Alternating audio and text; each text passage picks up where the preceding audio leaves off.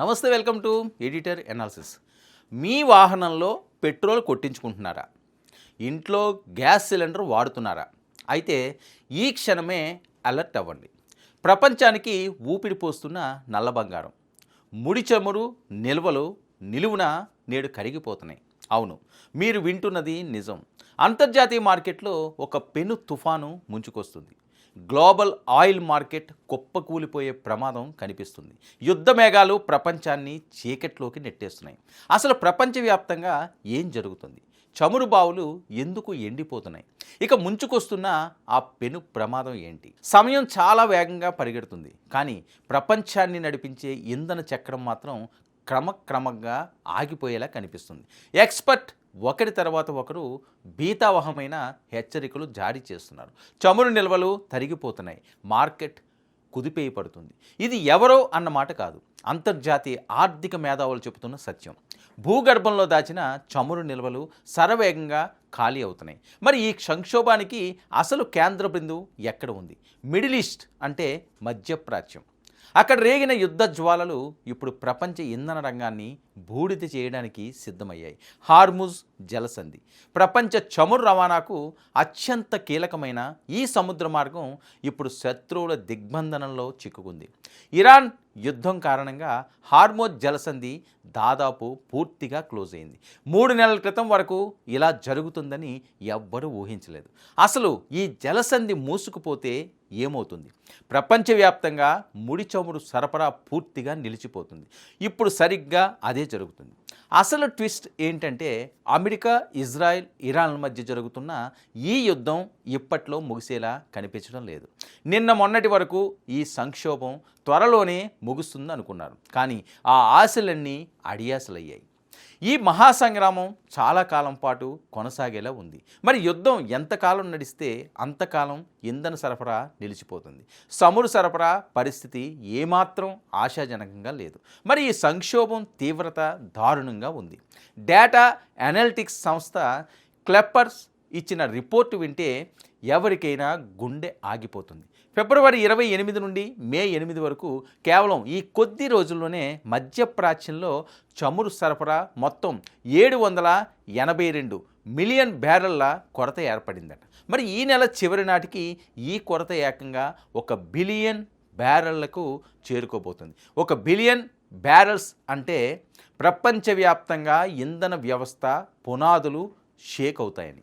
మరి రోజువారీ ఉత్పత్తి విషయంలో కూడా పరిస్థితి అత్యంత దారుణంగా తయారైంది. చమురు సామ్రాజ్యానికి రారాజు అయిన సౌదీ అరేబియా రోజుకు 3 మిలియన్ బ్యారెల్ పైగా చమురు ఉత్పత్తిని కోల్పోతుంది. ఇరాక్ చమురు ఉత్పత్తి రోజుకు 2.88 మిలియన్ బ్యారెళ్ళు తగ్గిపోతుంది. మరి యుద్ధంలో మునిగిపోయిన ఇరాన్ ఉత్పత్తి రోజుకు 1.69 మిలియన్ బ్యారెళ్ళు పడిపోయింది. ఇక కువైట్లో రోజువారీ ఉత్పత్తి 1.75 మిలియన్ బ్యారెళ్ళు క్షీణించింది. ఒకవైపు ఉత్పత్తి లేదు, మరోవైపు రవాణా మార్గాలు మూసుకుపోయాయి. మరి ప్రపంచం ఎలా నడుస్తుంది? చమురు ఉత్పత్తి ఆగిపోవడంతో ప్రపంచ దేశాలన్నీ తమ అత్యవసర నిల్వలపై ఆధారపడి బతుకుతున్నాయి. గతంలో అంతర్జాతీయ ఇంధన సంస్థ IEA ఒక మాట చెప్పింది: ప్రపంచ చమురు నిల్వలు రికార్డు స్థాయిలో ఉన్నాయని. మార్కెట్లో ఎలాంటి కొరత రాదని ధీమా వ్యక్తం చేసింది. కానీ ఆ అంచనా యుద్ధం ప్రారంభం కావడానికి ముందే వేశారు. ఇప్పుడు సీన్ రివర్స్ అయింది.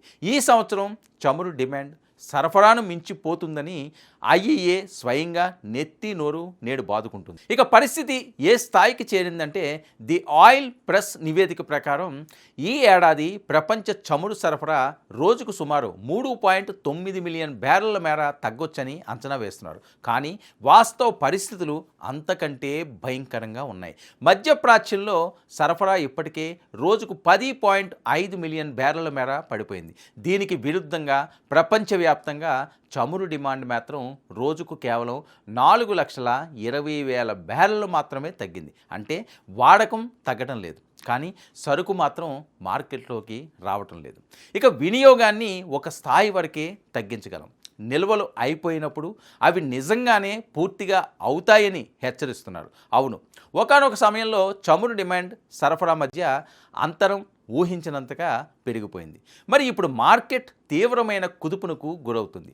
ధరలు ఆకాశాన్ని తాగుతున్నాయి. పెట్రోల్, డీజిల్ ధరలు సామాన్యుడికి అందుబాటులో లేకుండా పోతాయి. మరి ఈ ఘోరమైన హెచ్చరికను ప్రపంచంలోనే అతిపెద్ద చమురు company Saudi Aramco CEO Amin Nasser ఒప్పుకున్నారు.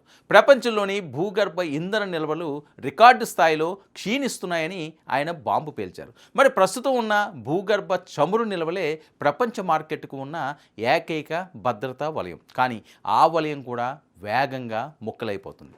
భూగర్భ చమురు నిల్వలు అంటే ఏంటో తెలుసా? భవిష్యత్తులో యుద్ధాలు లేదా సంక్షోభాలు వచ్చినప్పుడు వాడుకోవడానికి పెద్ద పెద్ద ట్యాంకర్లలో, రహస్య కేంద్రాల్లో దాచి ఉంచే అత్యవసర చమురు. ఇప్పుడు ఆ అత్యవసర నిల్వలు కూడా కరిగిపోతున్నాయి. మరి జేపీ మోర్గాన్కు చెందిన కమోడిటీ విశ్లేషకులు చెప్తున్న దాని ప్రకారం అభివృద్ధి చెందిన దేశాల్లోని వాణిజ్య చమురు నిల్వలు వచ్చే నెల నాటికి కార్యాచరణ ఒత్తిడి స్థాయికి చేరుకుంటాయి.